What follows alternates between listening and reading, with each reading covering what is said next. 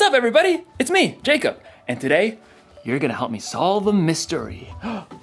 The case of the mysterious envelope. Dun, dun, dun! What do you think it is? Is it a thank you gift? A prank?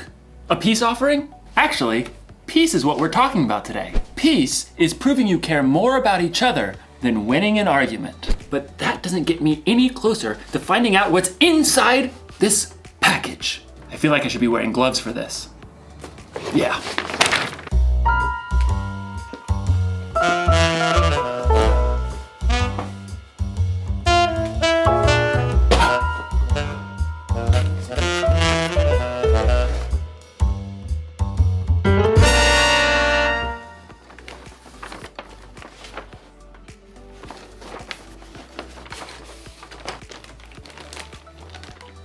Monkey bridge?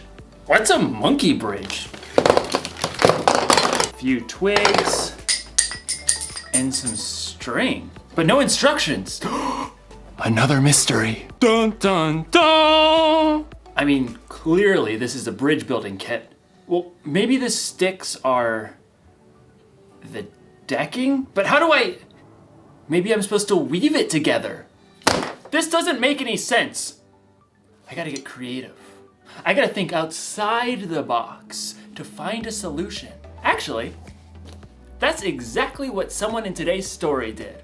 Now, how do you build a monkey bridge? The Bible. It's 66 books of history, stories, letters, and poetry that fit together to form God's one big story. The epic adventure of how He created us and loves us so much that He made a way to rescue us. As we travel through the Bible, from Genesis to Revelation, we discover people who met God and found their lives changed forever. Now, for an amazing story, inspired by the book of 1 Samuel, chapter 25. God had promised David would be king, but for now, King Saul ruled Israel. David lived his life on the run, followed by a group of misfits who had become friends and servants. One day, they arrived in the desert of Paran, near the land of a wealthy man named Nabal, who owned 3,000 sheep. We'll set up camp here, man. At first, Nabal's servants didn't know what to think. Too many strangers around these parts. We've had food and sheep go missing. But David's men were honorable. They didn't try to steal from the shepherds. In fact, David protected Nabal's shepherds from any harm. Stay as long as you like, my friend. About time for sheep shearing, isn't it? Oh, yes. Nabal will hold a grand feast when it's all over. Your men have helped us, so they should share in the celebration. David called for 10 of his men and gave them a message to send to Nabal. On it. David's messengers hurried up the mountain to Nabal's estate and were brought to stand before him. Well, what do you want? Nabal sneered down at the men while he continued to chew on a fine leg of mutton. David says, "May you live long. May things go well with you." Continue. He says, "I hear that you are clipping the wool off your sheep. When your shepherds were with us, we treated them well and protected them. Now please be kind to my men. Please give us any food you can find for us." Nabal leapt from his seat and hurled the mutton bone across the room. Who is this David? Probably a runaway servant. Why should I give bread and meat to a nobody and his men who come from who knows where? David's men returned to camp and delivered the news. Oh, no, he didn't. Oh, yes, he did. Men, put on your swords. We'll make Nabal wish he hadn't. At no time at all, David and 400 of his men were marching up the mountain to confront Nabal. It seemed there was no stopping a battle. But Nabal's wife, Abigail, was far wiser than her husband. A servant told her what he had done. David sent messengers asking for food, but Nabal shouted and was rude to them. Go on. The whole time we were near them, David's men were good to us. They were like a wall, keeping us safe. You've got to do something now, or terrible trouble will come. There's no time to waste.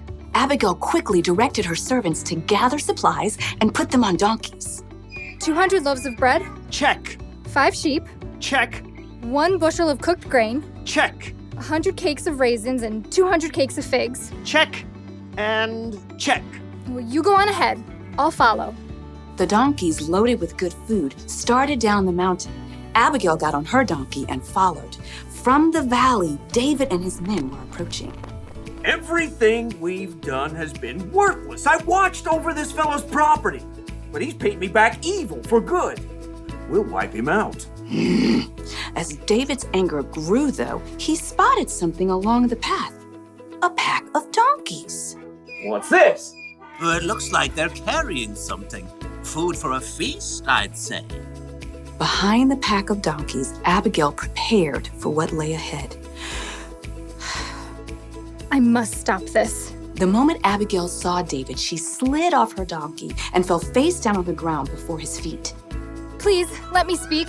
Let me take the blame for Nabal's actions. Abigail raised her eyes just enough to notice David's surprised face. He nodded. Don't pay attention to Nabal. He's always doing foolish things.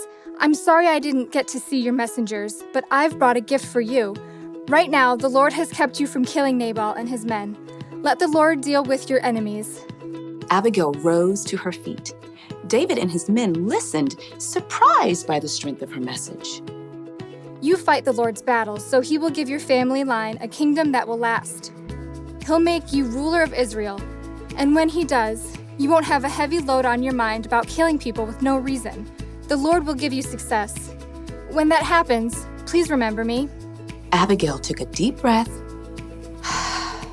and waited. David smiled. Give praise to the Lord. He sent you to find me. May he bless you for this. You have kept me from using my own hands to get even. David's men unloaded the food that Abigail had brought. Go home in peace. I'll do what you have asked.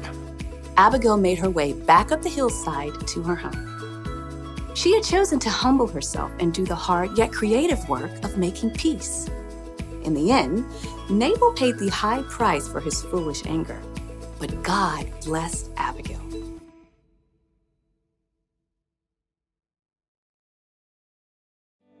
The fight between Nabal and David wasn't Abigail's problem, but she didn't use that as an excuse.